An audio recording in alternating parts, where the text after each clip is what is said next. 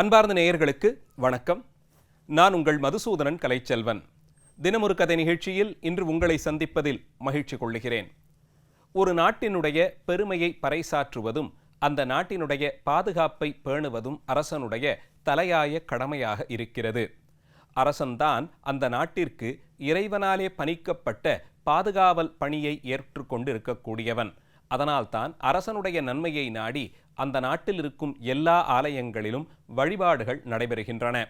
அரசன் நல்ல ஆயுசோடும் நல்ல புத்தியோடும் நல்ல சித்தத்தோடும் நல்லவர்களால் சூழப்பட்டு நல்லவிதமாக அவன் ஆட்சி செய்தால்தான் அந்த நாடு வளம் பெறும்.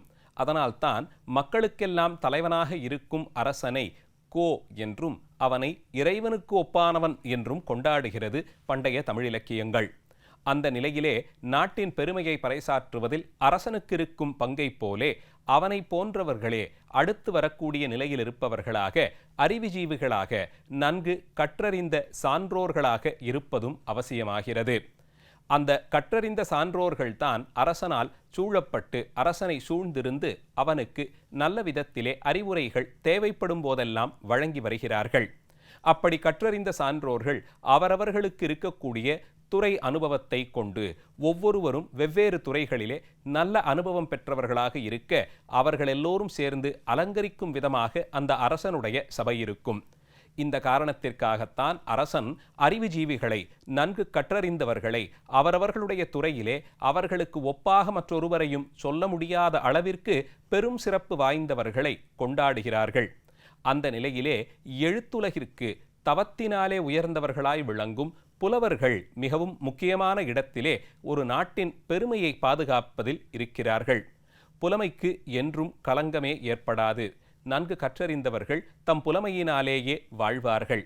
அவர்கள் மறைந்தாலும் அவர்களுடைய புலமையின் விளைவாக வந்த அவர்கள் இயற்றிய நூல்களும் ஞானப் பனுவல்களும் மக்களுக்கு என்றும் ஜீவனோடு இருந்து உதவி செய்யும் சிறப்போடு இருக்க பார்க்கிறோம்.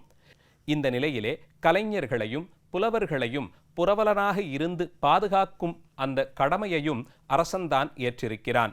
அரசனுடைய பெரும் முயற்சியினாலே புலவர்கள் சரியான முறையிலே அங்கீகரிக்கப்பட்டு அவர்களுக்கு தேவையான பொன்னும் பொருளும் வழங்கப்படுகிறது. அரசன் புலவர்களை மதித்திருப்பதனுடைய சிறப்பை சங்கப்பாடல்கள் பல இடங்களிலும் காண்பித்து கொடுத்திருக்கிறது. அப்படி மதிக்கப்பட்ட புலவர்களாலே தான் தமிழினுடைய செழுமை 2000 ஆண்டுகள் கழித்து இன்றும் இங்கே நீடித்திருக்க பார்க்கிறோம். பிரியாதிருப்பது புலமையும் வறுமையும் என்பார்கள். அதன்படிக்கே புலவர்களுக்கு புரவலர்களாக, அவர்களுக்கு உதவி செய்யக்கூடியவர்களாக அரசர்களும் வணிகர்களும் இருந்து அவர்களுக்கு தொண்டு செய்து அவர்களுக்கு நிதி ஆதாரம் வழங்கி புலவர்கள் மூலமாக தமிழையும் ஏனைய கலைகளையும் வாழ வைத்திருக்கிறார்கள்.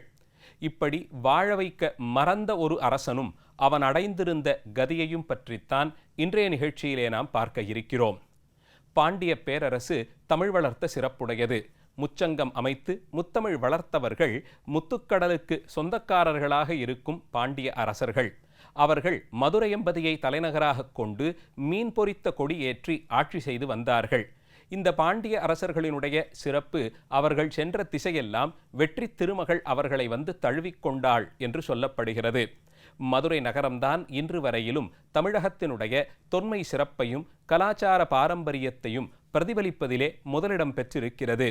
வானளாவி இருக்கக்கூடிய கோயில்களை நிர்மாணம் செய்த பாண்டிய அரசர்கள் எத்தனை தெய்வங்களுக்கு கோயில் எடுப்பித்தாலும் பாண்டிய பேரரசினுடைய ஆதாரமாக இருந்து அரசர்களை வழிநடத்தக்கூடிய தெய்வமாக விளங்குபவன் பரம்பொருள் வடிவமாக மதுரையம்பதியில் நடுநாயகமாக வீற்றிருப்பவரான சொக்கநாத பெருமான்தான். அங்கையர்கண் அம்மையோடு ஆலவாய் அன்னலைத்தான் தங்கள் குலதெய்வமாக கொண்டிருக்கிறார்கள் பாண்டிய அரசர்கள். அப்படிப்பட்ட அந்த பெருமானுடைய அருளை பேணி அவர்களின் நெறிப்படியே வாழ்ந்து வந்த பாண்டிய சாம்ராஜ்யத்திலே பெருமானும் எம்பிராட்டியும் அரசர்கள் தொடக்கமாக அனைத்து உயிர்களுக்கும் படியளக்கும் பொருட்டு பல்வேறு திருவிளையாடல்களையும் செய்திருக்கிறார்கள். அந்த திருவிளையாடல்கள் ஒவ்வொன்றின் மூலமாகவும் அறம் எது என்பதை காண்பித்து கொடுத்திருக்கிறார்கள். இக்கட்டான சூழ்நிலையிலே நாம் என்ன முடிவெடுக்கிறோம், அது அறம் சார்ந்ததுதானா என்பதை ஒவ்வொருவரும் அறிந்து கொள்வதற்காக வேண்டியே 64 திருவிளையாடல்களை பெருமானும் எம்பிராட்டியும் நிகழ்த்தி இருப்பதை நாம் பார்க்க முடிகிறது. அப்படி இருக்கக்கூடிய 64 திருவிளையாடல்களில் ஒன்றுதான் இடைக்காடன் பிணக்கு தீர்த்த படலம். யார் இந்த இடைக்காடர்? அவருக்கு யாரோடு என்ன பிணக்கு ஏற்பட்டது? செண்பக பாண்டியன் என்ற பாண்டிய அரசனுக்கு அடுத்து அவன் மகன் குலசேகர பாண்டியன் பாண்டிய பேரரசினுடைய ராஜ்யபாரத்தை செய்து வந்தான். இந்த குலசேகர பாண்டியன் தன்னளவிலே தானும் ஒரு புலவன். அவன் நல்ல தமிழ் கற்று தமிழறிஞர்களோடு கூடி அவர்கள் பாடும் பாடல்களை கேட்டு சுவைத்து மகிழ்ந்து அவர்களை பாராட்டுவதிலே வல்லவனாக இருந்தான். பாராட்டியதோடு அவர்களுக்கு பொன்னும் பரிசும் வாரி வழங்குவதிலும் அவன் சிறப்பு பெற்றிருந்தான். அவனுடைய கொடைத்தன்மையைக் கண்டு ஆச்சரியமடைந்த புலவர்கள் போட்டி போட்டுக்கொண்டு அவனை தமிழ் மழையிலே நினைவித்தார்கள். இப்படியெல்லாம் ஒரு புரவலன் பாண்டிய நாட்டின் அரசராக இருக்கிறான் என்பதை அறிந்து கொண்டு வெவ்வேறு தேசத்திலிருந்து பல்வேறு புலவர்கள் இவனை வந்து பாடி இவனிடமிருந்து பரிசில் பெற்று சென்றார்கள். இதெல்லாம் ஒரு புறம் இருக்க, இவருடைய பெருமையையும் கொடை குணத்தையும் கேள்விப்பட்டு இடைக்காடன் என்றழைக்கப்படும் ஒரு புலவர். இவர் சங்கப்புலவரான கபிலருக்கு நண்பரும் கூட. தன்னுடைய நண்பருக்கு அரசராக இருப்பவர் இங்கே பெரிய புரவலராகவும் இருக்கிறார். இவரை சென்று பார்த்து தமிழ் பாடி இவரிடமிருந்து பரிசு பெறலாம் என்ற எண்ணத்திலே புறப்பட்டு பாண்டிய நாட்டிற்கு வருகிறார். வந்தவர் பாண்டிய நாட்டினுடைய செல்வச் செழிப்பால் ஈர்க்கப்படுகிறார். இங்கே பொன்னும் முத்தும் குவிந்திருக்கும் நிலைமையை பார்த்து ஆச்சரியம் அடைந்தார். கோட்டையினுடைய வாயில்கள், அவற்றினுடைய உயரம், அகலம் இவையெல்லாம் அவரை பிரமிப்படையச் செய்தது. இதையெல்லாம் பார்த்து ரசித்தபடியே உள்ளே நுழைந்து வீதிகளையெல்லாம் வலமாக வந்து அங்கே கோயில் கொண்டிருக்கும் சொக்கநாத பெருமானை கண்களார தரிசித்தார். அங்கையர்கண் அம்பிகையினுடைய அழகிலே ஈடுபட்டு அந்த எம்பெருமானும் எம்பிராட்டியும் இந்த நகரை எத்தனை வளத்தோடு வைத்திருக்கிறார்கள் என்று கொண்டாடி மகிழ்ந்தார். இறைவனை தரிசித்து கொண்டு நேரே அரண்மனைக்கு சென்றார். அங்கே இருந்த தமிழ் புலவர்கள் நொடிப்பொழுதில் இவர் இடைக்காடர் என்பதை அறிந்து கொண்டார்கள். அத்தனை பேரும் அவரை கொண்டாட வந்திருந்த இடைக்காடருக்கும் மிக்க மகிழ்ச்சி. அரசன் அங்கே சிம்மாசனத்திலே கொலுவீற்றிருக்க அவர் முன்பாகச் சென்று பணிவோடு அவரை வாழ்த்திய புலவர் தான் எழுதி வந்திருந்த பாடல்களை அரசன் முன்பாக பாடி காண்பித்தார். இசைத்தமிழ் இரும்பு நெஞ்சையும் உருக்கச் செய்யக்கூடிய சிறப்பு வாய்ந்தது. தமிழால் ஏத்தியபடியே இறைவனும் தான் மனமகிழ்ந்ததை பல்வேறு புராணங்களிலே காண்பித்து கொடுத்திருக்கிறார். அப்படி இருக்க, எதிரே இருக்கக்கூடிய அரசன் சிவபக்தியோடு கூடியவன் என்றாலும் இங்கே வந்து நின்ற ஒரு புலவர் தம்மை விடவும் நிறைய வாசித்தவர் என்ற நிலையிலே புரவலனான பாண்டிய மன்னனுக்கு சற்றே இடர் ஏற்பட்டது. வந்திருப்பவர் தமிழ் புலவர், அவருடைய புலமையை நாம் கொண்டாட வேண்டும் என்ற தர்மத்திலிருந்து வழுவினான். நம்மை விடவும் நிறைய வாசித்தவர், இவரை கொண்டு நாம் கொண்டாடி மகிழ்ந்து விட்டால் என்னை விடவும் பெரியவர் ஒருவர் இருக்கிறார், அவர் என்னை விடவும் பெரிய புலவர், தமிழ் மொழியிலே என்னை விடவும் அவருக்கு நல்ல பலம் இருக்கிறது என்பதை நானே ஒப்புக்கொண்டால் அது நான் தோல்வியடைந்தது போல் ஆகிவிடும் என்று நினைத்தான்.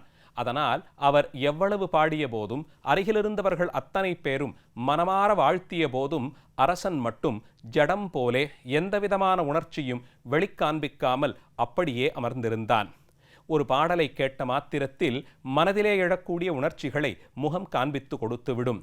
புன்முறுவல் பூத்தல், கண்களிலே நீர் பெருக ரசித்திருத்தல், இப்படி பல்வேறு உணர்ச்சிகளும் இசைத்தமிழோடு நாம் ஈடுபடும் போது வெளிப்படும். அப்படி எந்தவிதமான உணர்ச்சியும் வெளிவராது அரசன் அமர்ந்திருந்த நிலையை பார்த்த இடைக்காடருக்கும் சற்றே சங்கடமாய்ப் போனது. இது என்ன? இந்த அரசனுடைய புரவலத்தன்மையை நாம் கேள்விப்பட்டுத்தானே இவரை பாடுவதற்காக நெடுந்தூரத்திலிருந்து புறப்பட்டு வந்தோம். அதுவும் தமிழ்ச்சங்கம் அமைத்த அரசர்கள். இங்கேயோ தமிழ்ச்சங்கத்திலே பாடல்களை அங்கீகரிப்பதற்கும் புரவர்களை அங்கீகரிப்பதற்கும் இறைவனே ஒரு சங்க பலகையும் கொடுத்திருக்கிறார். பொற்றாமரை குளத்திலே அந்த பலகையிலமர்ந்து சொல்லும் பாடல்கள் சுவையுடையதாக இருந்தால் அது மீட்டெடுக்கப்படும் என்றும், அல்லாது போனால் அந்த பாடல்கள் பொற்றாமரை குளத்திலேயே தள்ளப்படும் என்றெல்லாம் கேள்விப்பட்டிருக்கிறோம். ஆயினும் இந்த அரசன் தமிழ்பாடிய புலவனை மதிக்காமல் அவனுடைய பாடலில் இருக்கும் சுவையையும் ரசிக்காமல், ரசித்தாலும் அதை வெளிக்காண்பிக்காமல் இருக்கிறானே என்று மனசஞ்சலம் அடைந்தார். வெளியூரிலிருந்து வந்த தமக்கு அரசவையிலே கிடைத்த அந்த அவமானத்தை பார்த்து நொந்து போனார். ஆயினும் பாண்டிய மன்னன் தான் படித்தவன், தனக்கே புலமை உண்டு என்ற ஆணவத்திலே அவன் முன்பாக அறிவுக்கண் எடுபடாமல் போனது. அந்த ஆணவத் திரைக்குள்ளே சிக்கித் தவித்த பாண்டிய மன்னன் செய்வதறியாது அந்த புலவரினுடைய தமிழை கொண்டாடாமல் தான் எண்ணத்தை நினைத்தபடியே அமர்ந்திருந்தான். பாறை போலே அமர்ந்திருந்த அந்த மன்னனை பார்த்து இனியும் இவன் முன்பாக இருந்து பாடுவது பொருந்தாது என்ற எண்ணத்திலே அங்கிருந்து வெளியேறினார். அரசவையிலிருந்து விடைபெற்று கொண்டு வெளியேறிய இடைக்காடர் நேரே ஆலவாய் அண்ணலினுடைய ஆலயத்திற்கு சென்றார். சொக்கநாத பெருமானை கண்டு தரிசித்தார். தன் உள்ள குமுறலையெல்லாம் வெளிப்படுத்தினார். இந்த ஊருக்குள் வந்தபோது இங்கே இருப்பவர்கள், அதிலும் அரசர்கள், தமிழ் வளர்த்த சிறப்புடையவர்கள், இந்த ஊரிலே இறைவன் வந்து அத்தனை திருவிளையாடல் செய்திருக்கிறார் என்றெல்லாம் எண்ணி வியந்து, எம்பெருமானே, உன்னுடைய அருளாலே என்னுடைய பாடலுக்கு அங்கீகாரம் கிடைக்கும் என்ற எண்ணத்தில் வந்தேன். அருகில் இருந்த கற்றுத்தேர்ந்த புலவர்கள் அத்தனை பேரும் என்னுடைய பாடலை கொண்டாடினார்கள். எல்லோரும் இதில் இருக்கும் சிறப்பை எடுத்து எம்பினார்கள். ஆனால் அரசனோ அத்தனையும் கேட்டுக்கொண்டு எந்த பதிலும் சொல்லாமல் அமர்ந்திருந்தான். இது தமிழ் படித்த எனக்கு பெரிய அவமானமாய் போய்விட்டது. இப்படி ஒரு இழுக்கை சந்தித்து, அதிலும் நாட்டினுடைய தலைநகரிலே வந்து சந்தித்து, அரசன் முன்பாக சந்தித்த பிறகு இந்த ஊரில் இருப்பதற்கு எனக்கு விருப்பமில்லை. அதனால் இந்த வைகை நதிக்கு தென்கரைக்கு நான் கடந்து செல்ல இருக்கிறேன் என்று கூறிவிட்டு அங்கிருந்து புறப்பட்டு விட்டார். கிளம்பிய இடைக்காடர் வழியில் எங்கும் நிற்காது வைகை நதியையும் கடந்து வைகை நதியின் தென்கரைக்கு வந்து சேர்ந்து அங்கேயே தங்கிவிடுவதாக எண்ணிக்கொண்டார். அப்போது ஆலவாய் திருநகரத்திலிருந்து பெருமானும் உடனடியாக புறப்பட்டார். காரணம், தமிழ் பாடிய புலவருக்கு இழுக்கு என்றால் அது தனக்கும் இழுக்கு என்று கொண்டார். தமிழுக்கு ஒரு இரக்கம் வந்துவிட்டால் அந்த இருக்கச் சூழலில் அதை காக்க வேண்டியது தன் கடமை என்று கொண்டார். அதனால் உடனடியாக ஆலவாய் பெருமானும் அங்கையர்க்கண் அம்பிகையும் ஆலயத்தை விட்டு வெளியேறி வைகை நதியை கடந்து அக்கரைக்கு வந்து அங்கே எழுந்தருளினார்கள். அவர்கள் அங்கே சென்று விட்டதால் பொற்றாமரை குளமும் நந்தியும் அங்கே இருந்த கதம்ப ஸ்தலவிருட்சமும் புறப்பட்டு வைகை நதியின் அக்கரைக்கு வந்து சேர்ந்து விட்டது. அங்கே பொற்றாமரை குளம் இல்லாததாலே சங்கப்புலவர்கள் பலகையோடு அவர்களும் அக்கறைக்கு வந்து விட்டார்கள். மதுரை நகரம் சோபை இழந்து போனது. வளம் குன்றினார் போல் ஆனது. நடந்தவற்றையெல்லாம் அறிந்து கொண்ட குலசேகர பாண்டியன் தன் தவறை நொடிப்பொழுதில் உணர்ந்தான். ஓடிச் சென்று ஆலயத்திலே இருக்கும் இறைவன் திருமுன்பாக விழுந்து வணங்கி, ஆணவ மலத்தால் நான் கெட்டேன். நான் அடைந்திருந்த அகங்காரத்தாலே இறைவனுடைய அடியார்களை, அதிலும் புலவர்களை, அதிலும் தமிழ்பாடுபவரை அவமதித்து விட்டேன். அதற்கான தண்டனையை எனக்கு வழங்குங்கள். ஆனால் எங்கள் தேசத்தை விட்டு நீங்கள் இப்படி அகலக்கூடாது, மதுரை நகரத்தை விட்டு நீங்கள் செல்லக்கூடாது என்று பெருமானுடைய திருவடிகளிலே விழுந்து மன்றாடினான். ஏழைக்கு இறங்குபவன்தானே எம்பெருமான். அதனால் உடனடியாக மனமிறங்கிய பெருமான், நீ செய்த பிழையை உணர்ந்து கொண்டாய். தமிழ்ப்பாடும் புலவர்கள் அவமதிக்கப்படும் போது அந்த இடத்தில் நான் இருக்க மாட்டேன். அத்தனை புலவர்களும் நக்கீரர் அல்ல. நீயும் உன்னுடைய நிலைக்கு தகுதியாய் நடந்து கொள்ள வேண்டும் என்று அரசனுக்கு அறிவுரைகள் கூறி உடனடியாகச் சென்று அந்த தமிழ் புலவரை சந்தித்து அவரிடம் மன்னிப்பு கேட்டு நீயும் உய்ந்து போவாய் என்று கூறினார். அப்படியும் அரசன், பெருமானே, நீங்கள் எங்கள் நகரத்திற்கு எழுந்தருள வேண்டும் என்று கேட்டுக்கொண்டபோது, இதுவும் நம் இருப்பிடம்தான், அங்கும் இருப்போம் இங்கும் இருப்போம் என்று உத்தர தலமாக அந்த திருத்தலத்தை காண்பித்து கொடுத்து, அந்த தலத்திலும் தான் எப்போதும் நீக்கமர எழுந்தருளியிருக்கும் சிறப்பையும் காண்பித்து கொடுத்தார். மனம் மாறிய பாண்டிய அரசன் பரிசு பொருட்களை எடுத்துக்கொண்டு புலவர் இல்லத்திற்கு சென்று அவரிடம் அவற்றையெல்லாம் கொடுத்து மன்னிப்பும் கேட்டு நின்றான். இதன் மூலம் இடைக்காடனுக்கு ஏற்பட்டிருந்த பிணக்கு தீர்க்கப்பட்டது. பெருமானுடைய 64 திருவிளையாடல்களிலே இதுவும் ஒரு திருவிளையாடலாக பேசப்படுகிறது. நாளைய தினம் மீண்டும் ஒரு கதையோடு உங்களை சந்திக்கிறேன். நன்றி, வணக்கம்.